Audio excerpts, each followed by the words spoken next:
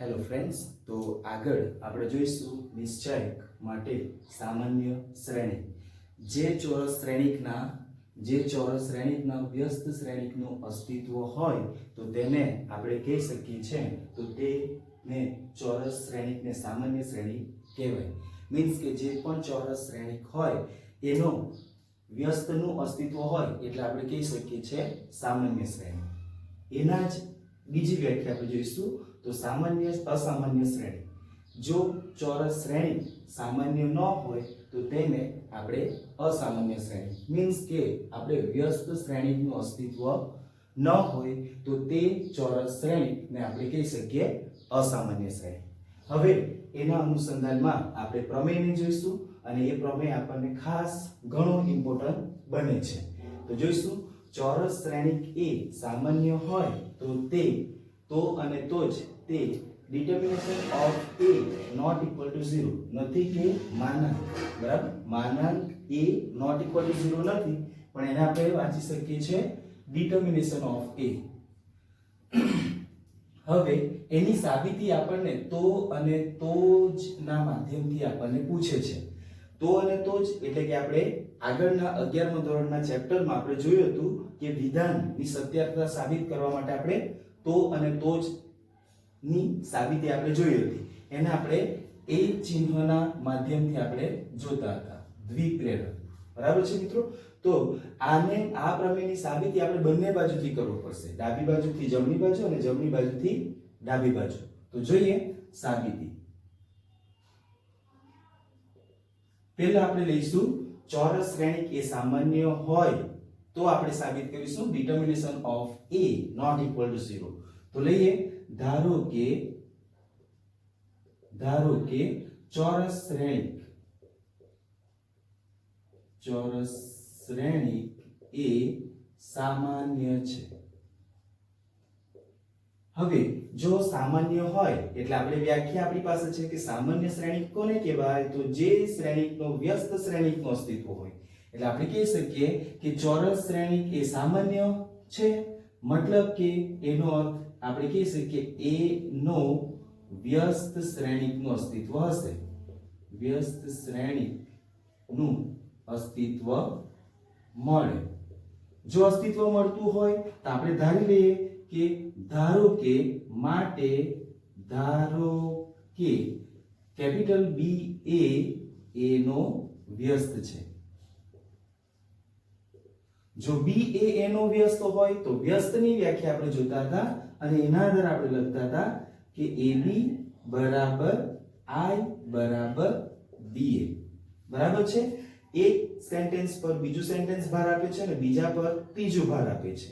જો આ હશે તો આ હશે તો આ અને આ હશે તો આ.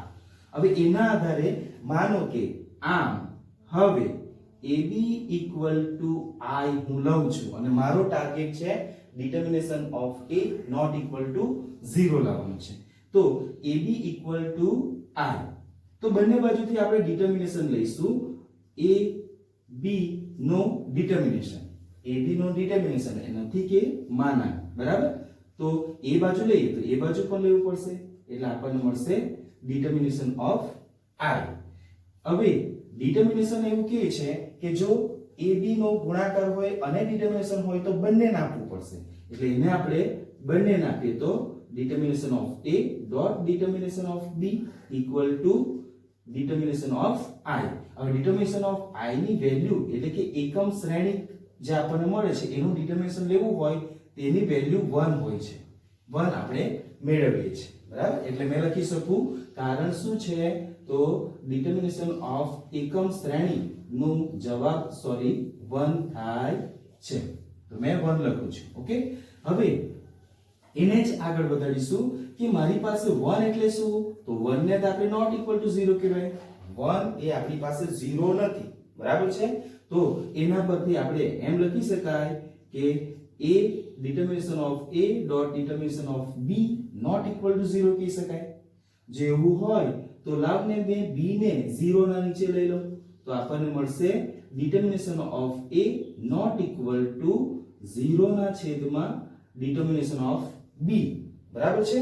અને એ જ વેલ્યુ એની વેલ્યુ આપણે શું કહે છે કે 0 ના છેદમાં કોઈ પણ કિંમત હોય એની વેલ્યુ આપણે શું લખીએ છીએ એની વેલ્યુ 0 લખીએ છીએ તો એ થયું આપણી પાસે સાબિતી કે determination of a not equal to 0 તો આ થઈ આ સાબિતી આપણી પાસે કહી શકાય કે કઈ પેટર્નની સાબિતી લીધી આપણે તો પ્રેરણ લીધું કહેવાશે પ્રેરણ મીન્સ કે જો તો મેં સાબિત કર્યું છે બરાબર હવે એનો જ આપણે વિરોધી લેવાનું છે વિરોધી મીન્સ કે એનો આપણે કોન્વર્સલી એને આપણે લખવું હોય તો આ રીતે કોન્વર્સલી લખી શકાય કોન્વર્સલી એટલે કે બેક પાછું જવાનું બેક એટલે શું તો તમારે determination of a not equal to 0 લેવાનું અને સાબિત કરવું પડશે કે ચોરસ શ્રેણિક a કેપિટલ A સામાન્ય છે બરાબર છે મિત્રો તો જોઈશું એની સાબિતી આપણે લઈએ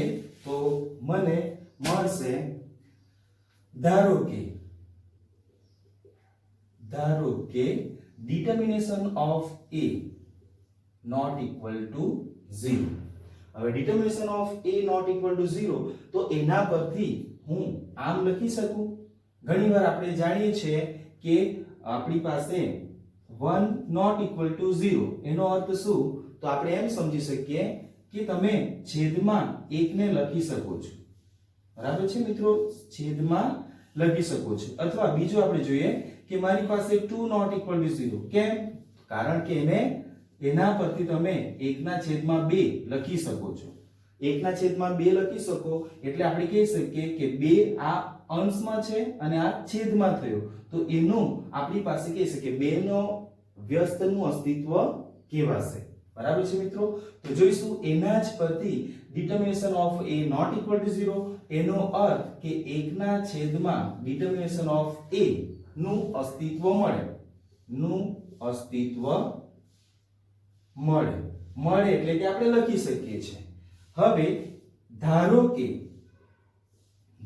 કે કોઈક બીજો શ્રેણિક છે જેને મેં b તરીકે 1 over determination of a dot adjoint of a મેં ધારું છું માત્ર આપણે ધારણા લઈ છે ધારો કે b કોઈક છે જેને આપણે 1/2 determination of a dot adjoint of a લખી શકાય તો એ આપણે ધારણા લઈએ છીએ જો આ હોય તો એને તો આમ મેં a dot b આ બંનેનો જો ગુણાકાર કરું b કોણ છે તો આપણે જે ધારણા લીધી છે અને એના પરથી જો જોઈએ તો a આપણી પાસે જે છે એ ચોરસ શ્રેણિક છે જ આપણી પાસે a જે આપણને પ્રમેય કહે છે તો પ્રમેય a ચોરસ શ્રેણિક છે અને b કોણ તો b આપણે અત્યારે ધારણા લીધી છે જો એની વેલ્યુ લખીએ તો 1/2 determination of a adjoint of a આ મેં ધારણા લીધેલી છે હવે એના પરથી જો એનું કેલ્ક્યુલેશન લેવામાં આવે તો 1 over determination of a dot adjoint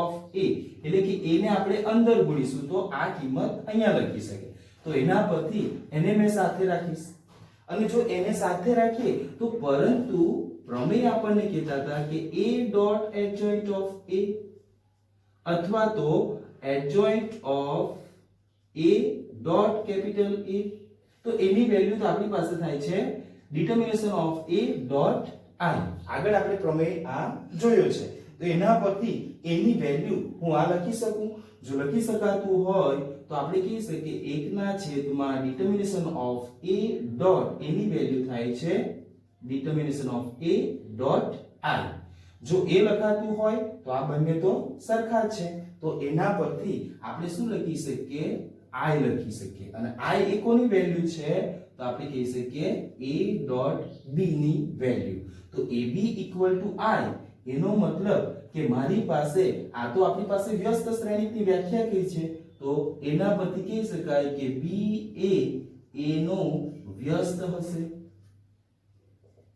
બરાબર છે મિત્રો તો ab equal to I એનો અર્થ કે b એ a નો વ્યસ્ત છે અને જો b એ a નો વ્યસ્ત હોય તો આપણે કહી શકીએ કે જે શ્રેણીનો વ્યસ્તનું અસ્તિત્વ હોય તો તેને આપણે સામાન્ય શ્રેણી એટલે કોને સામાન્ય શ્રેણી કારણ કે b એ a નો એટલે આપણે કહી શકીએ a એ સામાન્ય શ્રેણી છે તો આ રીતે આપણે કોન્વર્સલી પણ એને સાબિત કરી શકાય છે એટલે કે આપણે જો તો અને જો તો આના આધારે આપણે આ જે છે તો અને તો જ એ વિધાનને આપણે સાબિત કરી શકીએ છીએ. તો આ થયું આપણી પાસે પ્રમેયની સાબિતી. હવે એના જ અનુસંધાનમાં આપણી પાસે જે દાખલો છે એ દાખલાને આપણે અહીંયા લઈશું.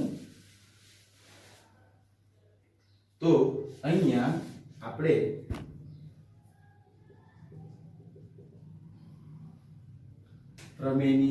પ્રમેયની સાથે જ સંધાનમાં આપણે જોઈએ દાખલો. જો a = 581021431 તો a -1 શોધો. a -1 એટલે કે આ જે શ્રેણિક છે એનો આપણી પાસે વ્યસ્ત શ્રેણિક શોધવાની વાત કરે છે. તો a -1 શોધીશું તો આપણે ગણતરી લઈએ કે ધારો કે મારી પાસે કેપિટલ A ચોરસ શ્રેણિક આપેલો છે. ચોરસ શ્રેણિક આપણે જાણીએ છીએ. ચોરસ શ્રેણિક કોને કહેવાય? કે જેની હાર અને સ્તંભ બંને સરખા હોય તો તેને આપણે ચોરસ શ્રેણિક કહી શકીએ. એટલે મારી પાસે 3 હાર અને 3 સ્તંભ એટલે આપણે કહી શકીએ કે હાર અને સ્તંભ બંનેની વેલ્યુ સરખી એટલે આપણે કહી શકીએ ચોરસ શ્રેણિક. ઓકે, હવે જોઈએ કે મારી પાસે a -1 શોધવું હોય તો પહેલા આપણે ચેક કરવા માટે પ્રથમ આપણે લઈશું કે ડિટર્મિનેશન ઓફ a ની વેલ્યુ તમારે ચેક કરવું પડશે. હવે ડિટર્મિનેશન ઓફ a ને આપણી વ્યાખ્યા હતી એને આપણે શું કહીએ છીએ? તો નિશ્ચાયકમાં a. હવે નિશ્ચાયકમાં એટલે છે શું? તો એની માટે આપણે લખીશું નિશ્ચાયક 5 8 1 0 2 1 4 3 -1. બરાબર છે? તો આ થયો આપણી પાસે નિશ્ચય. તો આમાં શું ફરક? તો આને શ્રેણી કહેવાશે. આ જે છે એ મોટા કૌંસમાં આપણી પાસે એને શ્રેણી કહેવાય, જ્યારે આ નિશ્ચયકને આપણે માનાંક સ્વરૂપમાં આપણે લખી શકીએ છીએ. હવે જોઈએ કે ડિટર્મિનેશન ઓફ a જો હોય તો એની માટે આપણે એની વેલ્યુ શોધવાની હોય છે. વેલ્યુ શોધવા માટે આપણે શું કરીએ છીએ કે પહેલા આપણે 5 ને લખીએ છીએ. એટલે કે 5 જો પકડીશું તો એનાથી આપણી પાસે પહેલો સ્તંભ અને પહેલી હારને કેન્સલ કરવું પડે. બાકી શું રહેશે? તો મારી પાસે બાકી 2 1 3 -1 એટલે કે એના આપણી પાસે એનો આપણે ઉપનિશ્ચયક મળશે. તો ઉપનિશ્ચયકને આપણે જો ગુણાકાર કરીશું તો અગ્રવિકર્ણ માઈનસ પ્રતિવિકર્ણ એટલે 2 1 2 એટલે આપણને મળશે -2 અને 3 1 3 અને નિયમનો -3. બરાબર છે? એ જ રીતે -8. હવે આની માટે 8 ને જો લેવામાં આવે તો મારી પાસે એનાથી ઉપનિશ્ચયક મળશે 0 1 અને 4 -3, કારણ મારી પાસે પહેલી હાર અને બીજા સ્તંભને આપણે કેન્સલ કરીશું. તો મારી પાસે 0 * -1 તો 0 અને 4 1 4 પણ નિયમનો 4 -4. ઓકે, અને લાસ્ટ આપણી પાસે મળશે +1 અને અહીંયા આપણી પાસે 0 -4 2 8. તો એને સાબિતી જો લઈએ તો આપણને મળશે 5 માઈનસ એટલે આપણી પાસે -5 -8 અહીંયા -4 +1 અને અહીંયા મળશે -8. ચાલો કેલ્ક્યુલેશન જો કરીશું 5 × 5 = 25 -25 +8 × 32 અને -8 -25 -8 તો આપણને મળશે 8 ને 5 એટલે આપણી પાસે મળશે -33 + 32 તો આપણને મળશે -1. એનો મતલબ શું થયો કે -1 એ 0 તો ના જ કહેવાય. જો 0 ના કહેવાય એટલે આપણે કહી શકીએ કે ડિટર્મિનેશન ઓફ a મારી પાસે ≠ 0 મળે છે. અને જો ડિટર્મિનેશન ઓફ a ≠ 0 તો એનું સિમ્બોલ તો છે નિશ્ચાયકમાં a ≠ 0. તો એના પરથી આપણે કહી શકીએ જો નિશ્ચાયકમાં a ≠ 0 તો એનો અર્થ એ થયો કે a -1 નું અસ્તિત્વ મળે. બરાબર છે? a -1 નું અસ્તિત્વ મળે, કારણ કે ડિટર્મિનેશન ઓફ a ≠ 0 તો એને આપણે કહી શકીએ તો અને તો જ આપણે એ પ્રમેયના આધારે એ સામાન્ય હોય છે. એ સામાન્ય એટલે કે એના વ્યસ્તનું અસ્તિત્વ છે એમ આપણે કહી શકીએ. એટલે કે ડિટર્મિનેશન ઓફ a ≠ 0 એટલે a -1 નું અસ્તિત્વ મળે. અને a -1 નું અસ્તિત્વ તો એની તો વ્યાખ્યા કહે છે કે a -1 1/(1) determination of a dot adjoint of a. Dot adjoint of a વ્યાખ્યા કે છે. હવે એ વ્યાખ્યામાં આપણે જોઈશું કે એડજોઇન્ટ ઓફ એ છે શું. તો એડજોઇન્ટ ઓફ એ આપણને કહે છે કે જ્યાં એડજોઇન્ટ ઓફ એ તો આપણે સહ અવયવ જ શ્રેણિકની વાત કરીએ છીએ કે જ્યાં મારી પાસે અહીંયા a11 a12 નહીં પણ એને આપણે a12 a13 જેને આપણે જે હાર સ્વરૂપમાં હતું એને આપણે સ્તંભમાં કન્વર્ટ કરીએ છીએ એડજોઇન્ટ ઓફ એ માટે. એ જ રીતે a21 a22 a23 a31 a32 a33 થશે આ રીતે. તો આ દરેક સહ અવયવ આપણે શોધવો પડશે. a11 a12 a13 a21 એ દરેક સહ અવયવ આપણે શોધવા પડશે. તો જોઈએ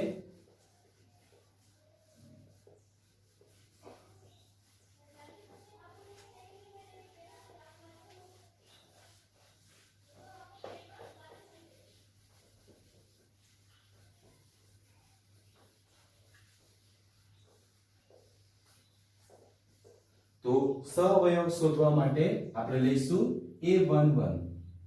હવે a11 એટલે શું? તો a11 ની આપણે ડેફિનેશન પહેલા લેવું પડશે કે સહઅવયવ ij aij ઇક્વલ ટુ આપણે લખતા હતા -1 j અને એનાથી બનતો ઉપનિશ્ચય. ઉપનિશ્ચય એટલે કોનો? તો aij નો ઉપનિશ્ચય.